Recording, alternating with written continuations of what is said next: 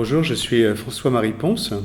J'ai donc déjà publié un certain nombre de récits, de mémoires, et ça c'est mon second roman que je publie donc à l'Harmattan.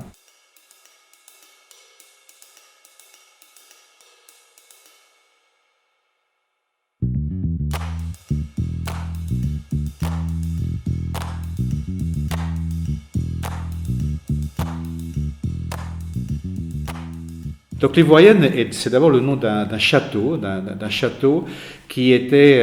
habité par la famille qui s'appelle la famille Magnanime, qui est une famille très excentrique, très aventurière. D'ailleurs, le mot ivoirienne, c'est parce que le propriétaire en fait de ce château était passionné par les éléphants. Et il avait décoré en fait son château de motifs d'éléphants un peu partout. Et il y a eu en fait un enfant en fait qui est arrivé comme un visiteur, qui était un voisin, qui s'appelle Rémi Quentin, qui est arrivé vers 6-7 ans et qui a été en fait fasciné par cette histoire, fasciné par les personnes de ce château, fasciné aussi par Camille, qui est le personnage principal de cette famille magnanime. Et il y a eu un accident en fait, donc il devait avoir une dizaine d'années, qui fait qu'il a dû partir et ne jamais revenir dans ce château, qui est resté pour lui une sorte de mythe. Et toute sa vie ensuite a été une forme de tragédie très difficile, très dure. Et à un moment donné, il a décidé de se sortir en fait de cette ornière en prenant une année sabbatique, en se libérant de son métier, en se libérant d'un certain nombre de contraintes qu'il avait. Et le hasard l'a remis sur la route de cette famille magnanime qu'il avait connue jadis, et qui fait ça lui a permis en fait de repartir sur de nouvelles aventures et d'avoir toute une série en fait d'épisodes, une série de rencontres qui vont effectivement le libérer de ce qui lui pesait en fait, de son histoire à lui, de sa tragédie à lui. Effectivement, nous sommes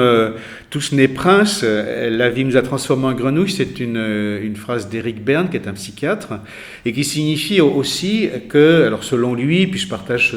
cette vision, que l'enfant naît lui-même, évidemment, et que progressivement, les adultes qui l'entourent, ses parents, les éducateurs, souvent en fait lui le chargent de messages, de contraintes. Par exemple, il faut absolument être parfait pour réussir, ou c'est le premier qui va arriver qui va réussir, ou c'est celui qui va faire plaisir à tout le monde, etc. Et ces messages progressivement font d'un enfant, de sa nature, non plus la personne finalement qu'il est, mais un personnage. Ça veut dire qu'il va avoir au-delà de lui, au-dessus de lui, un certain nombre de caractères qui lui ont été attribués progressivement.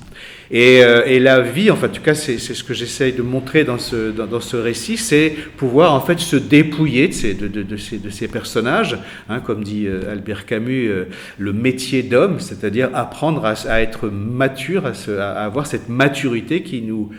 permet d'être soi-même. Et toute l'histoire de Rémi Quentin, à travers les rencontres qu'il va faire, à travers ce récit, va progressivement être cette quête de se libérer des personnages qu'il a été, pour progressivement aller vers cet épanouissement et de faire que la vie soit la sienne et non plus celle qui lui a été dans laquelle il a été conditionné, on peut dire, et qui, d'une certaine façon, lui a été imposé, ce qui arrive finalement à pas mal de monde. Donc l'Ivoirienne a été écrite selon, en fait, un peu comme un scénario de film. C'est-à-dire que chaque chapitre correspond à des séquences, et le personnage principal, donc Rémi Quentin, évolue à travers ces séquences, et chaque séquence met la lumière sur un personnage en fait, qui lui donne une réplique un peu plus focalisée, un peu plus particulière, et qui fait que lui va évoluer à travers toutes ces rencontres qu'il fait et toutes ces interactions qu'il a avec les différents personnages de cette histoire, de ce récit. Et la fin, en fait, il y a une fin, une vraie fin, je veux dire bouclée, en fait, évidemment, simplement qu'elle donne aussi la possibilité au lecteur d'une ouverture d'un autre récit. Il peut y avoir une suite possible, tout serait en place pour le faire, elle n'a pas été écrite, mais là, je laisse à chaque lecteur et à son imaginaire le soin de pouvoir le faire. Et juste pour compléter cette description du style, il y a effectivement pas mal d'images, il y a pas mal de dialogues, évidemment, de descriptions qui permet en fait au lecteur de voir et d'entendre ce qui se passe pour donner en fait au récit ce côté à la fois aventure, parce que c'est une aventure, et de donner la place aussi à chaque personnage qu'il peut avoir et le temps pour comprendre aussi chaque personnage.